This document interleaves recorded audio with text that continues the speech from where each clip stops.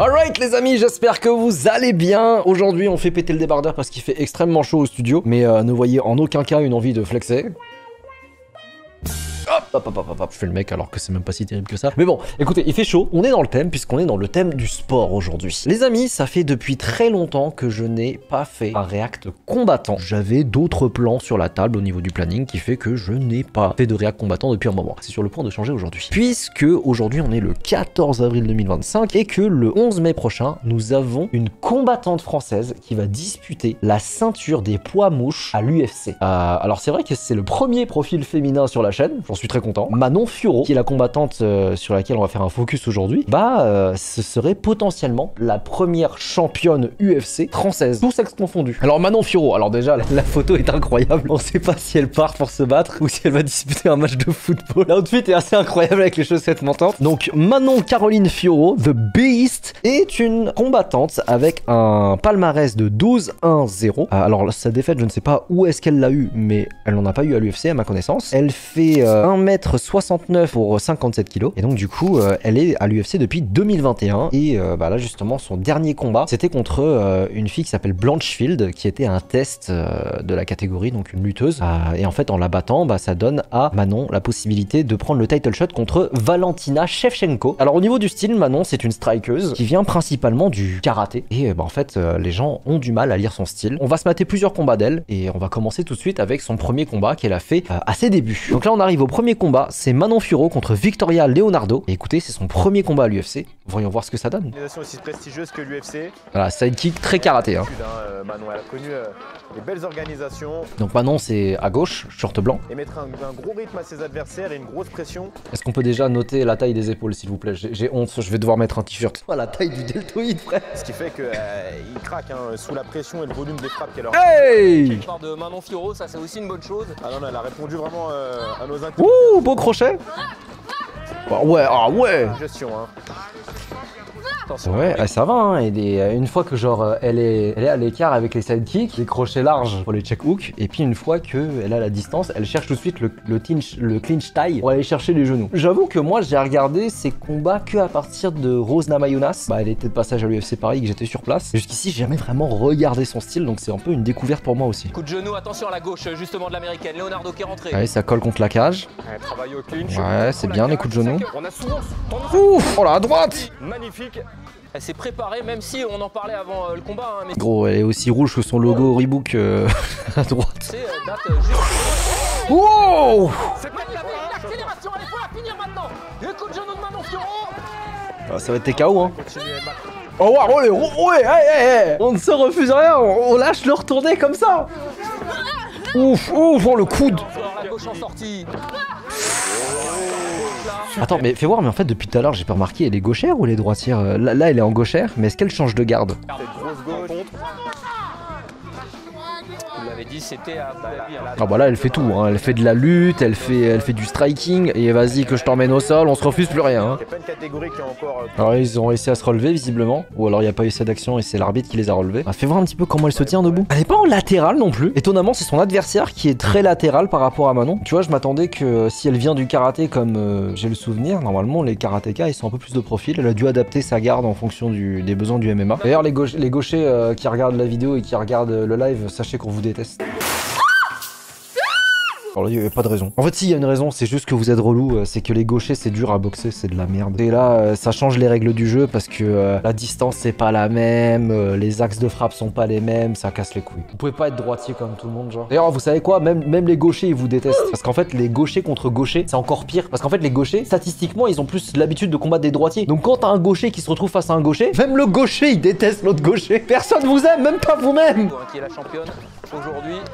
Ouf, oh, le high kick. Oh, oh, oh, oh, oh, oh, oh, c'était le divertissement là, c'était... Mais je crois avoir déjà vu ça quelque part.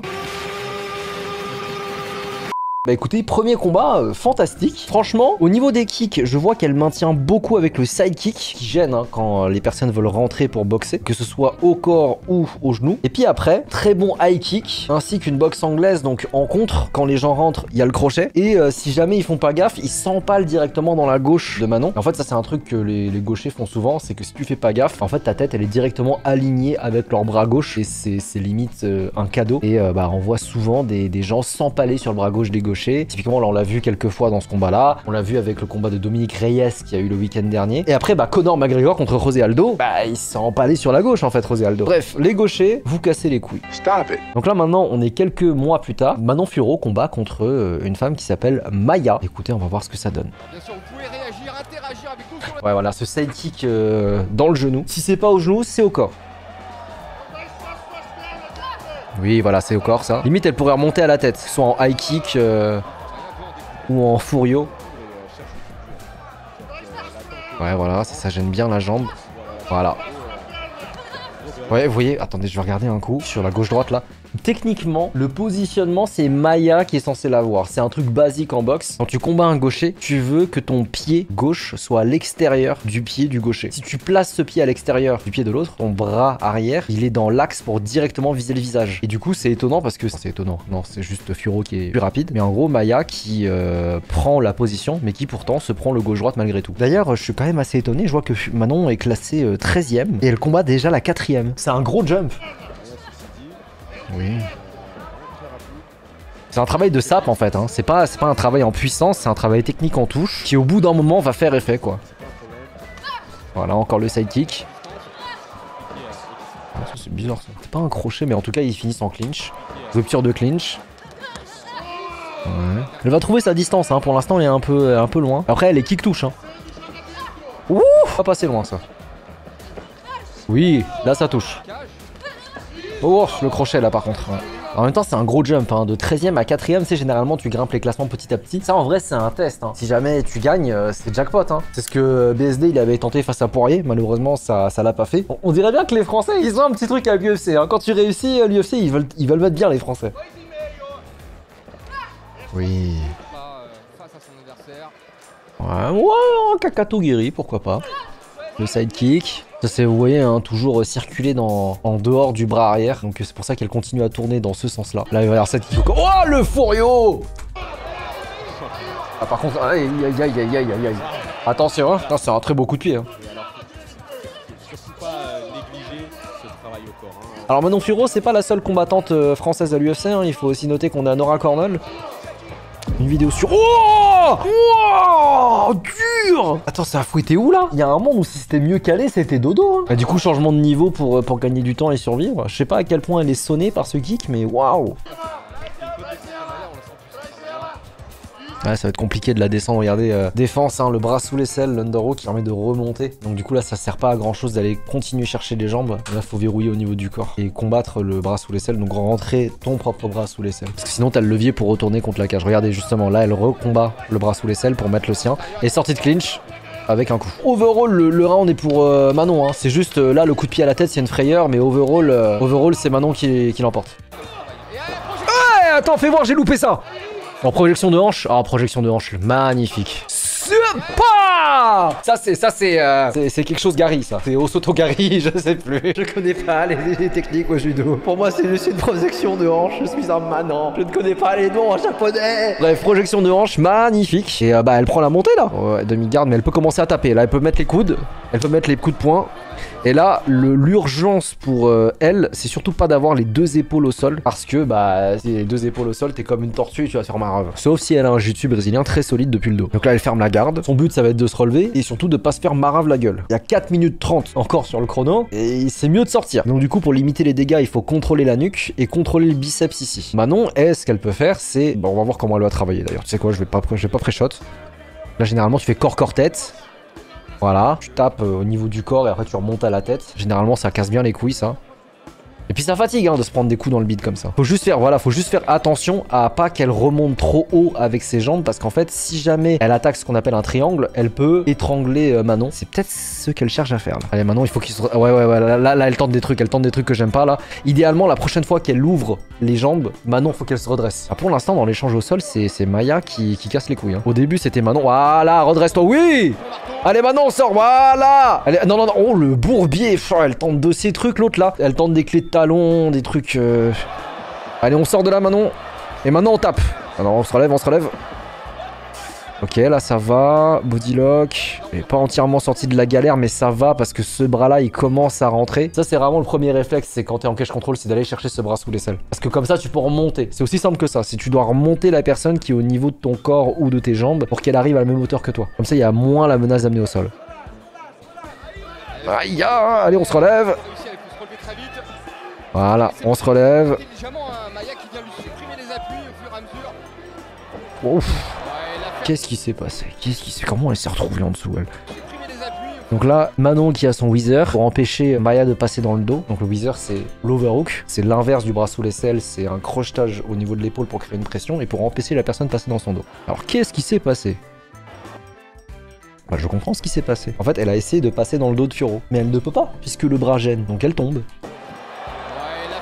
Je dis ça depuis le confort de mon studio. Hein. Je vous précise que je suis comme les connards là sur leur canapé au foot. Là j'aurais tiré. Non mais c'est évident. On est retour dans la garde. Je préfère les échanges debout. Hein. C'est vrai que les échanges au sol ils sont un peu bourbiers. Après là, elle était un peu obligée.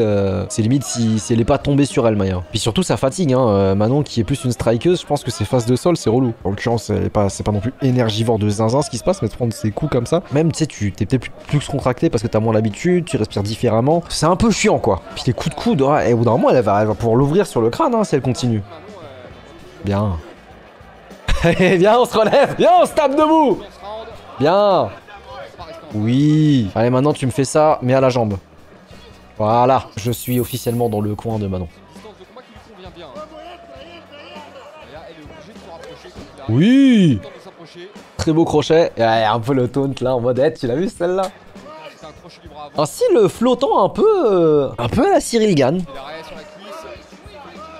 Pas exactement le même style, pas les mêmes mouvements de tête, mais on ne s'interdit rien. Alors peut-être. Oui. C'est la deuxième fois maintenant. C'est la deuxième fois que tu me fais une frayeur comme ça. Les gars, c'est chaud, hein. Il y a un monde où elle est par terre, là, Manon. Je pense que c'est un truc sur lequel il bosse, mais les deux fois où c'est le prix, le high kick, là, c'est en rupture de contact. Que ce soit contre la cage ou là. Les ruptures de contact, c'est tout le temps comme ça. Hein. Des fois, on peut sortir les montants à la fenêtre et on se prend un high kick. Et bah écoutez, c'est pas que Manon, hein. Il y a plein d'autres gens qui font ça. Matt Revola contre BSD, qui se prend un high kick des enfers à cause de ça. Après, c'est son deuxième combat à l'UFC. Ça se trouve, elle a corrigé ça depuis bien longtemps. Mais contre Shevchenko, faut pas que ça arrive, quoi. Ah, globalement, allez, premier round, c'est sûr que c'est pour Manon. Deuxième round, bah la projection au sol, c'est Manon qui l'a fait. C'est elle qui a le contrôle au sol, même si au bout d'un moment, c'est un peu relou, ça progresse pas, et c'est l'autre qui tape. Après, il y a une phase de cage control, puis finalement, elle retombe. Après Manon, le truc, il y a juste le high kick en frappe significative. Moi, j'aurais tendance à dire que le deuxième round est aussi pour Manon, au niveau des touches et des points et du contrôle. Mais je pourrais tout à fait comprendre que le high kick fasse la diff, et que là, il y ait 1-1. Et là, le low kick, il est ouvert, là. Voilà. Oui. Allez, ça va chercher le catch control. Est-ce que va chercher le bras sous l'aisselle en contrôle de poignet? Vous vous rendez, et pour ceux qui n'ont jamais fait de MMA ou de lutte, vous vous rendez pas compte à quel point ces phases-là, elles sont épuisantes. Ça, c'est un truc. Si elle était capable, la gauche, elle pourrait passer là. Bref, je pense que c'est un défaut qu'ils ont corrigé depuis, mais c'est flippant sur ce combat en tout cas. Bien, le bras sous l'aisselle. Attention au crochetage. Fais chier. Oui, oui, let's go. Beau le scramble. Oh. Ouais. On ne se refuse plus rien, madame. On y va, les coups de genou sautés, les fourrios, les... Ah, allez, à quand un 3-6. En vrai, ce genre de truc là, c'est très énergivore. Je suis quand même assez étonné qu'elle les tente au troisième round. Hein. Oula. Bon, là, elle s'est faite un peu plus toucher. Bon, là, c'est un peu risqué ce qu'elle tente là. Je trouve que celui-là, le Furio, c'est risqué quand même, hein, parce que c'est pas non plus le coup de pied qui fait le plus de dégâts, à moins que tu sois vraiment un maestro à ce truc-là. C'est risqué, je trouve. Bon. Bah non, pourquoi flexez-vous ainsi? Pourquoi prendre des risques ainsi à 15 secondes de la fin? Bah, c'est pour marquer l'esprit des juges, je pense.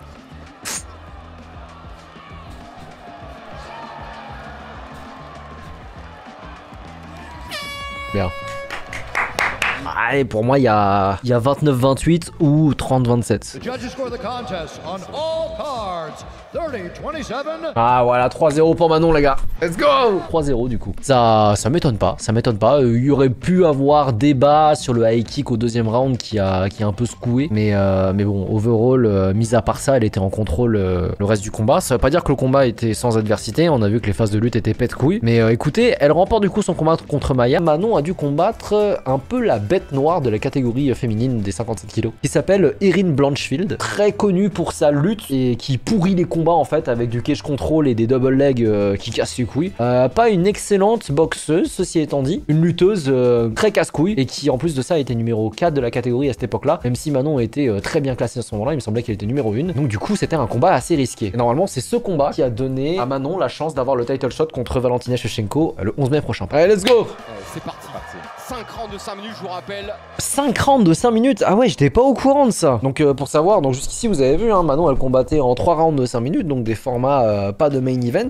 Mais là en l'occurrence c'est flyweight main event, donc c'est l'événement principal d'une carte. Et donc bah c'est le dernier combat de la soirée. Et quand c'est le dernier combat de la soirée, c'est en 5 rounds de 5 minutes. Et déjà que 3 rounds de 3 minutes c'est dur pour certains. Imaginez déjà 3 x 5 et maintenant 5 x 5. Niveau cardio faut savoir gérer. Et c'est bien parce que du coup ça veut dire que Manon elle a eu l'expérience du 5 x 5 et ça va lui servir pour son combat pour le titre. Cher. C'est précis. Elle peut le faire, Manon, oui, très précis. Jab là. Jab qui passe. Stop l'avancée de Oh bah c'est Manon qui emmène la lutte. C'est Manon qui fait de la lutte face à la lutteuse. Ouais. Hey, ça fait kiffer. Attention la guillotine.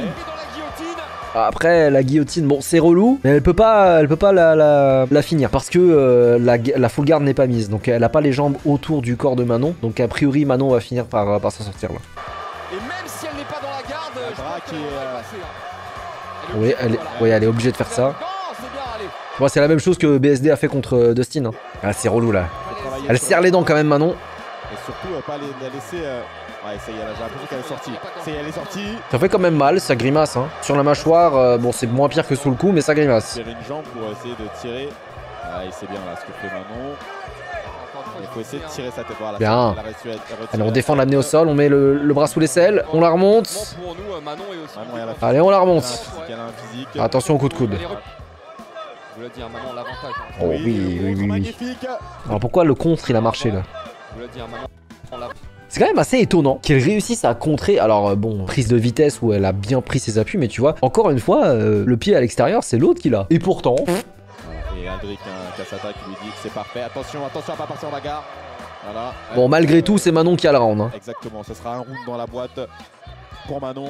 Ouais. Allez, deuxième round. Ouais, ça c'est bien le timing. Très bon timing. Regarde. Oh là, mais c'est magnifique. Est-ce qu'on peut se repasser ça? Donc là, crochet extérieur, donc outside trip. Ça tombe, donc Manon qui vrille en même temps avant de tomber pour pas être sur le dos. Et elle récupère comme ça la montée. Demi-garde. Allez, on se relève. C'est limite un peu humiliant. Hein. Magnifique. Et niveau mental, ça doit faire mal à Blanchfield. En décalage, est rentré quasiment à chaque fois. Ouais, je vous l'avais dit, Blanchfield, une anglaise pas ouf comparée à Manon. Donc une très bonne lutteuse au demeurant, hein, mais compliqué pour elle. Et là, elle va encore s'empaler sur un bras. Je vous l'ai dit. Ouh là, le coup. Ah oui, magnifique. Les timings. C'est-à-dire qu'elle avait touché juste avant le manche, donc elle a cru qu'elle pouvait en remettre un. Ah ouais, elle a été un peu gourmande, elle a pris un contre. C'est fou. Oh là là. Faut remettre un petit peu le contexte. Hein. À l'époque, Blanchfield, les gens ils se disaient ouais, elle va vraiment causer des problèmes à Manon à cause de son sol. Hein. Et en fait, c'est que son striking est tellement au-dessus par rapport à Blanchfield, bah Manon, elle a survolé le combat quoi. C'est-à-dire qu'en striking, elle n'y arrive pas. Voilà, on voit, elle n'y arrive pas. En lutte, le peu de fois où elle arrive à lui mettre la main dessus, elle n'y arrive pas. Regarde. C'est humiliant. Ça, niveau mental, c'est chaud hein, pendant un combat. Alors, on aura remarqué beaucoup moins de low kick par rapport aux autres combats. Pour la bonne raison que un low kick face à un lutteur ou une lutteuse, c'est un mauvais bail. C'est une occasion pour l'autre de saisir ta jambe et de te mettre au sol. Donc, je pense que c'est un réglage qu'ils ont fait spécifiquement pour Blanchfield. C'est pour ça qu'il n'y a aucun low kick depuis tout à l'heure. Et pourtant, ils sont ouverts. Pas compte, mais pour le moment, Manon est en train de délivrer une véritable masterclass sur ce combat. Bien le side. Elle se fait cuisiner là. Non, non, mais l'américaine, c'est compliqué pour elle. Hein. Oui, ok. Bah écoutez, c'est 3-0 pour l'instant. Hein. Ok, 4ème round. Et ce fameux round de championnat. Au minimum 2 coups. Alors, le coup de coude était pas mal hein, côté Blanchfield. Elle est prête à tout, hein, Blanchfield. Regardez, elle est prête à prendre un ou deux. Ah, elle a raison, elle est en retard. 3-0, frère. Elle est obligée de finir là. Elle joue Pas de bagarre. Elle colle quand il faut, elle ressort quand il faut, encore une fois. Que là, bah maintenant. Oui, belle gauche. Rien. Démarrer ce 5e. Bon bah le 4ème round était dans la même lancée, donc pas grand chose. 4ème round pour Manon aussi, vu le peu d'action qu'il y a eu. Et maintenant 5ème round pour voir. 4 en arrière sur notre scorecard. Oui, belle gauche. Bras arrière de Manon. Ouais. Un kick, attention. Oh, elle est sonnée. S'il te plaît, contre Valentina, faut pas que ça arrive ça. C'est pas la première fois de la soirée hein, qu'il y a des high kicks qui passent. Faut qu'elle accroche, qu'elle gagne un peu de temps. Manon. Non, je pense que ça va. J'ai eu peur là, j'ai eu le frère. Ouais, regarde, elle la bouscule, c'est dingue. Après, il y a quand même une différence de conditions physiques. T'en as une, son épaule, c'est littéralement ma tête. Et l'autre, c'est pas le même gamme, quoi. Ouais, et le petit décalage à chaque fois avec le... Putain, 113 frappes à la tête. Il a mis 113 patates.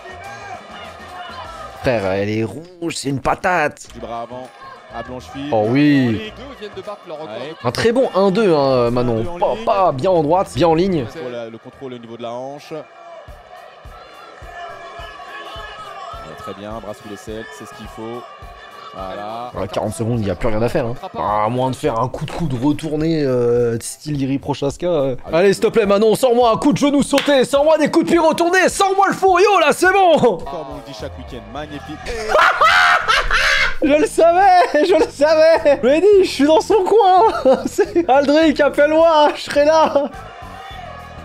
Allez, encore un coup de genou sauté pour le plaisir. Un petit high kick, un petit retourné.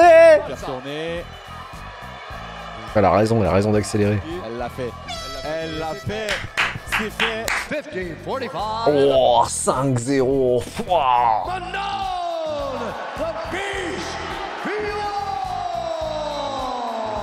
La ceinture est à moi. Eh bah écoute, c'est top. Faudra faire attention. Après Valentina Shevchenko, bon, on n'a pas regardé les combats de Valentina spécifiquement, mais on est sur quelqu'un de très complet. Elle sait lutter, elle sait striker. Elle a un très beau coup de pied retourné, Valentina Shevchenko, même si ça lui a coûté une victoire contre Alexa Grasso sur une prise de dos et un étranglement. Pour moi, Manon, elle a toutes les armes pour le faire. Maintenant, bah, très dangereuse Valentina. Donc ça va être un combat très intéressant à regarder. On est de tout cœur avec toi, Manon, si jamais tu passes par cette vidéo. Je sais qu'on a encore jamais échangé jusqu'ici, mais écoute, force à toi. On souhaite aussi la même chose pour notre cher Benoît, qui va revenir le 11 mai face à un Espagnol. Mais écoutez, bon, 2 combats francs pour des Français qui sont à ou en jeu. La ceinture pour Manon et le comeback pour BSD. Très important de suivre ces combats-là. Et bah écoutez, on va suivre ça de très près. Les amis, je suis très content de vous avoir fait ce react combattant. Ça faisait depuis très longtemps que je n'en avais pas fait. Quel plaisir de découvrir un profil différent de d'habitude. Écoutez, on va suivre ça de très près.